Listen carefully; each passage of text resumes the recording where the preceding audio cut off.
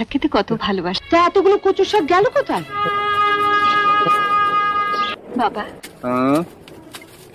কিছু বলবে বড় বউ? আজ আপনার ছেলে দুটো ইলিশ মাছের মাথা এনেছিল, তাই দিয়ে একটু কচুর শাক করেছি। আপনার জন্য বাড়িতে কিছুটা তুলে এনেছি, খেয়ে নিন।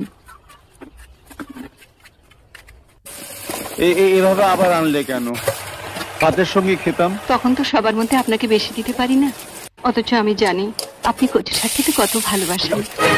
তোমার শাশুড়ি ঠাকুরের এখন কোথায়? উনি তন্দ্রার মামা তন্দ্রার ঘরে বসে গল্প করছেন। আপনি খান, আমি ওদিকটা নজর রাখছি।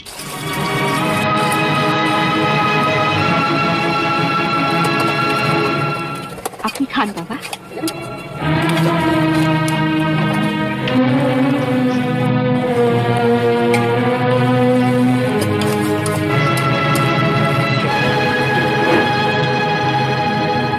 কেমন খেতে হয়েছে?